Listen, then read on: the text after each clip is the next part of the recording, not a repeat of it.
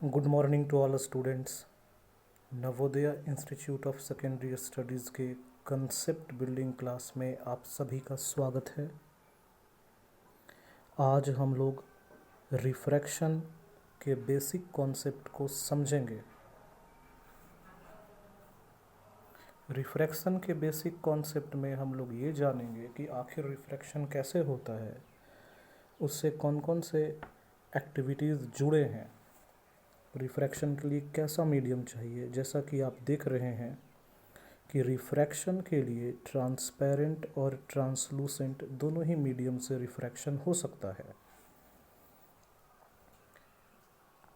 और कोई भी मीडियम रेयरर है या डेंसर, हम जब उसको कंपेयर करते हैं तो पता चलता है। पॉइंट नंबर 2 क्या कहता है, देखिए, when we compare two mediums then after we can decide as denser और rarer. It means concept of denser and rarer are relative in nature. Denser और rarer medium, denser means जिसमें light की velocity कम हो, rarer means जिसमें light की velocity ज़्यादा हो। तो वेलोसिटी कम या ज़्यादा तभी होगा जब हम लोग कंपेयर करेंगे। बिना कंपेयर किए कम या ज़्यादा आप उसमें कोई डिस्टिंग्विश नहीं कर सकते। तो यहाँ हम लोग जानेंगे कि डेंसर अगर मैं बोल रहा हूँ या रेयर मीडियम बोल रहा हूँ तो कंपैरिजन कर रहा हूँ। किसी एक मीडियम को दूसरे मीडियम से जब हम कंपेयर करेंगे तो हमें मालूम चलेगा कि डेंसर कौन सा है या रेयर कौन सा है। आपने रिफ्रैक्शन में पढ़ा होगा sine i equal to sine r. तो साइन क्यों आया? आपने ट्रिग्नोमेट्री में साइन थीटा कॉस थीटा का बेसिक कॉन्सेप्ट शायद सीखा हो। तो मैं यहाँ पे थोड़ा सा आपको एक्सप्लेन कर रहा हूँ कि साइन आखिर क्यों आया। यहाँ आप देख रहे हैं मीडियम 1 रेयरर है, मीडियम 2 डेंसर है। तो कैसे पहचानेंगे कि कौन सा मीडियम रेयरर है, कौन सा मीडियम डेंसर है? पहचानना काफ़ी आसान है। आई और आर के वैल्यू को जब आप कंपेयर करेंगे तो पाएंगे कि कौन सा मीडियम रेयरर है, कौन सा मीडियम डेंसर है। जब आई की वैल्यू आर से ज़्यादा होगी तो मीडियम 1 रेयरर होगा और मीडियम 2 डेंसर होगा। अभी हम लोग एक्सप्लेन करेंगे कैसे। आप इस फिगर में देख सकते हैं ए ओ जो है वो इंसिडेंट रे है और ओ बी जो है रिफ्रैक्टेड रे है। इंसिडेंट रे और रिफ्रैक्टेड रे के बीच का जो डेविएशन है आप देख सकते हैं, ए में नॉर्मल है। तो बीच का जो एंगल आई है वो एंगल ऑफ इंसिडेंट है और आर है वो एंगल ऑफ रिफ्रैक्शन है। साइन आई इसीलिए हुआ कि आप ट्रायंगल ए एम ओ देख रहे हैं। आई को अगर हम लोगों ने थीटा माना तो ए एम जो हो गया वो परपेंडिकुलर हो गया, और चूंकि मीडियम है इसलिए मीडियम को परपेंडिकुलर माना हमने।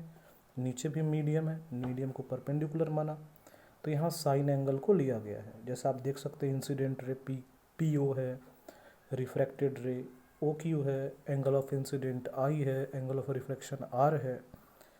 तो जब हम लोग कंसीडर करेंगे right angle A M O में A M by A O is equal to sine i, आप देख सकते हैं A M by A O equal to sine i, यानी P by H equal to sine theta. Again sine आई और sine i. Similarly B N O को आप देखेंगे, B N ओ यहाँ से आप थीटा कंसिडर करेंगे तो B N by O B equal to sine R, B N by O B is equal to sine R. So here we can say sine I and sine R concept लाई। Sine आई और sine are का concept यहीं से लाई करता है। आपको मैं समझा दूं, अगर मीडियम वन बोलते हैं जहाँ से लाइट इंसिडेंट हो रहा है, जहाँ से लाइट आ रहा है वो है मीडियम 1, और जिस मीडियम में रिफ्रैक्ट हुआ वो है मीडियम 2। तो मीडियम 1 अगर रेयरर होगा तो एंगल ऑफ इंसिडेंट का वैल्यू एंगल ऑफ रिफ्रैक्शन से ज़्यादा होगा। आप समझ लीजिए, अगर मीडियम 1 रेयरर है और मीडियम 2 डेंसर है तो मीडियम 1 में एंगल ऑफ इंसिडेंट का वैल्यू मीडियम 2 में एंगल ऑफ रिफ्रैक्शन के वैल्यू से ज़्यादा होगा।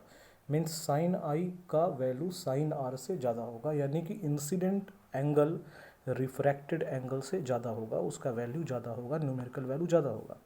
जैसा आप देख रहे हैं light coming from rarer medium to denser medium, जब लाइट रेयरर मीडियम से डेंसर मीडियम में जाएगा तो साइन आई साइन आर के ज़्यादा होगा, यानी साइन आई का वैल्यू साइन आर से ज़्यादा होगा, यानी इंसिडेंट एंगल का वैल्यू रिफ्रैक्टेड एंगल से ज़्यादा होगा। और लाइट अगर डेंसर मीडियम से रेयरर मीडियम में जाएगा तो इंसिडेंट एंगल का वैल्यू रिफ्रैक्टेड एंगल के वैल्यू से कम होगा। तो रिफ्रैक्टिव इंडेक्स को समझने के लिए ये हमारा बैकग्राउंड वीडियो था। कुल मिला के हम लोग 4 वीडियो में रिफ्रैक्टिव इंडेक्स को समझेंगे। ये हमारा फर्स्ट वीडियो है।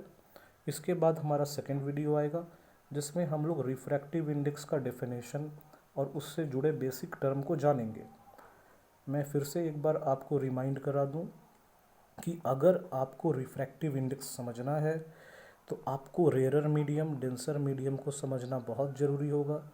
रेयरर मीडियम और डेंसर मीडियम हम तभी कंपेयर कर पाएंगे जब दो मीडियम को कंसीडर करेंगे। जब दो मीडियम को कंसीडर करेंगे, उनमें वेलोसिटी ऑफ लाइट को चेक करेंगे, तो हम जान पाएंगे कि रेयरर कौन है, डेंसर कौन है। सपोज एयर है और वाटर है, तो एयर में लाइट की वेलोसिटी है एयर में लाइट की वेलोसिटी लगभग 2,90,000 किलोमीटर के आसपास पर सेकेंड। और ग्लास में अगर वेलोसिटी चेक करें तो 2 लाख किलोमीटर पर सेकेंड। वाटर में चेक करें तो 2.25 लाख किलोमीटर पर सेकेंड।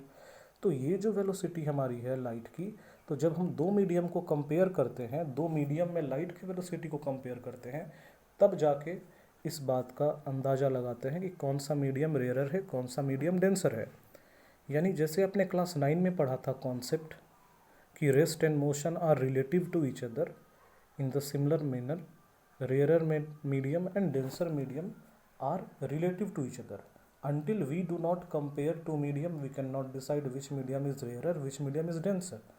एक आपको ये कॉन्सेप्ट याद रखना है। दूसरा कॉन्सेप्ट आपको ये याद रखना है कि जब लाइट रेयर मीडियम से डेंसर मीडियम की ओर जाएगी तो एंगल ऑफ इंसिडेंट का वैल्यू एंगल ऑफ रिफ्रैक्शन से कमेगा, और डेंसर से रेयर की ओर आएगी तो एंगल ऑफ इंसिडेंट का वैल्यू एंगल ऑफ रिफ्रैक्शन से कम जाएगा। रेयर से डेंसर जाएगी तो एंगल ऑफ इंसिडेंट की वैल्यू एंगल ऑफ रिफ्रैक्शन से ज़्यादा होगी। It means if light coming from rare medium and enters into denser medium, it means angle of incidence is greater than angle of refraction. But when light coming from denser medium enters into rarer medium, then angle of incident is less than angle of refraction. So students, यहाँ तक ये पहली concept video है। Second video में हम लोग refractive index को जानेंगे। Till then have a nice day. इस स्टडी वीडियो का PDF आप हमारे टेलीग्राम लिंक से जाके डाउनलोड कर सकते हैं। Till then stay tuned and stay safe. Have a nice day.